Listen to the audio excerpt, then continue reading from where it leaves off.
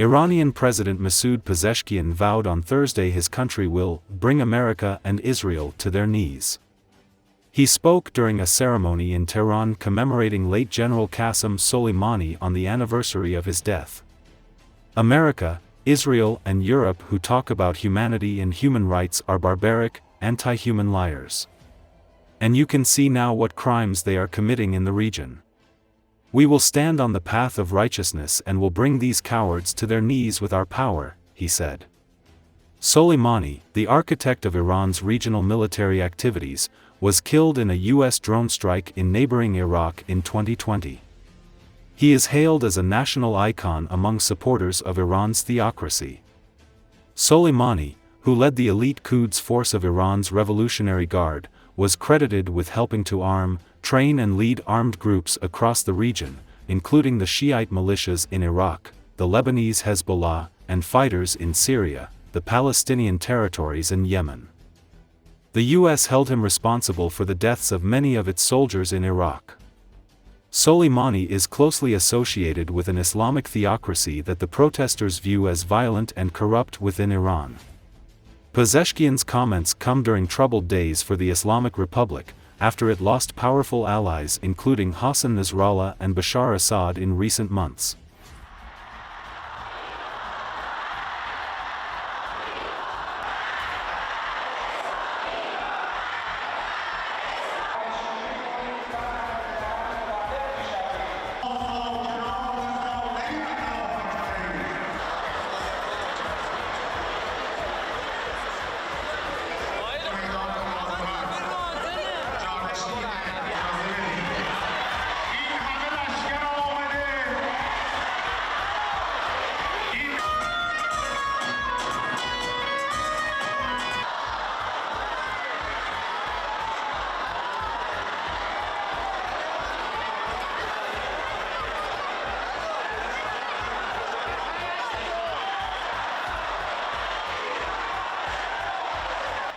خیلی زور داشت که یک چنین انسانی در بستر بمیره.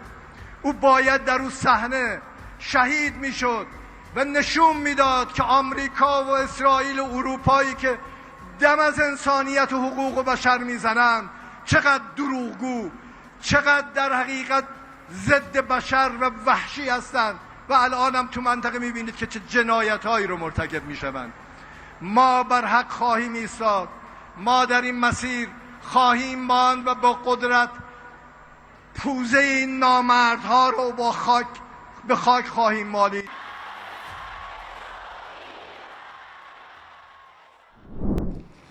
Hundreds of Syrian soldiers and officers lined up to reconcile their status on Wednesday, the first day of the new year, outside a reconciliation center in Homs in central Syria. Former soldiers were aiming to register their details with the new interim government so they could get new identity cards that would allow them to live and move freely in Syria. Former soldiers entering the center filled out an application form, received an application number and posed for a photograph. They received a receipt that will allow them to receive a temporary ID. The new Syrian interim government gave safety assurances and amnesty to soldiers and police officers who hadn't taken part in torture and killing during Assad's rule. Mazen Jabouli, an official at the Reconciliation Center, urged the former soldiers to surrender their weapons, saying, "We ask them to surrender the weapon to avoid any chaos and to avoid any legal questioning."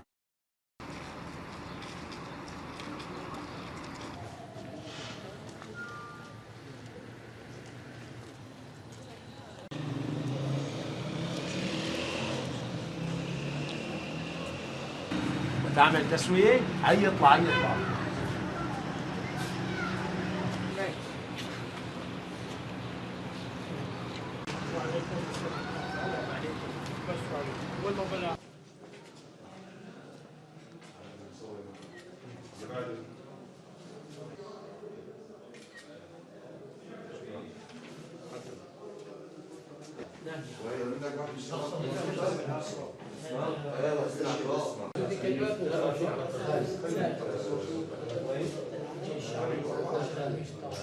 نحن بنستقبل عناصر النظام البائد المخلوع، بنستقبلهم على 4 مراحل.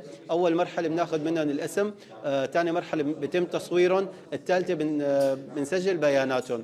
المرحلة الرابعة بعد ما نخلص استكمال البيانات بنعطيهم وصل، هذا الوصل بموجبه بيستلموا الهوية المؤقتة بعد 10 أيام.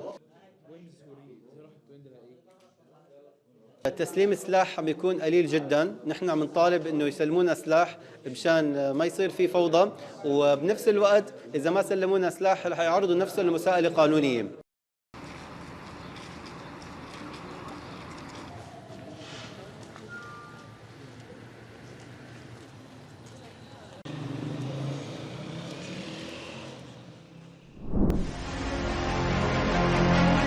The number of Russian soldiers voluntarily surrendering to the Ukrainian army to save themselves is increasing. For this purpose, the number of applications for the Ukrainian state project, I Want to Live, is increasing. A quarter of all deserters in the Russian army come from the occupied territories of Donetsk and Luhansk, reports the Ukrainian state project, I Want to Live.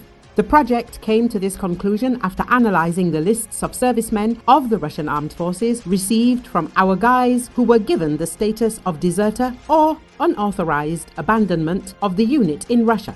The majority of deserters and unauthorised abandonment of the unit are servicemen who come from Ordlo or temporarily occupied separate areas of Donetsk and Luhansk regions, where Russia is carrying out illegal mobilization of the local population, the statement said. In numbers, 25.6% of all deserters and special units that were included in the lists were from Ordlo. For comparison, Rostov Oblast is in the second place with 2.7%. Also, 12 out of 20 units that lead in the number of deserters are units formed in the LDNR, the project reports. They recalled that it is those mobilized from the Donetsk and Luhansk regions who are the lowest caste in the Russian army. They are even called disposable soldiers. They use them as they are called. Russian generals are the first to send them to storm fortified positions. When in 2022 the Russian army invaded from the territory of Belarus, Kursk and Bryansk regions in an attempt to capture Kyiv, units of the so-called LPR and DPR were sent to storm positions in Donbass, fortified with concrete since 2014. They carried out these assaults wearing helmets from World War II and with Mosin rifles of the 1891 model. They say in I Want to Live, nothing has changed now. It is precisely those mobilized from the Donetsk and Luhansk regions who were dying en masse on the front lines in Belogorovka, Toretsk, the Avdiivka and Pokrovsk areas, the project asserts. It is noted that they are the last to be returned from captivity, so it is not surprising that many try to escape from the Russian army. As media reported earlier, starting from the beginning of next year, Ukrainians in the temporarily occupied territories who have renounced their Russian citizenship will be deprived of the right to reside and a number of social rights.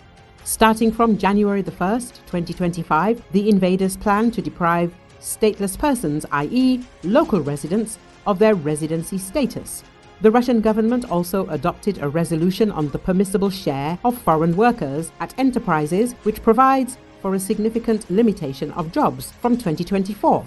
We are talking about Ukrainians who refused to take the enemy's passport. In addition, the occupiers have obliged local schools under their control to issue health insurance policies to senior school children aged 14 and over. However, the condition for issuing is that the teenager must obtain a Russian passport as well as a Russian passport of one of the parents.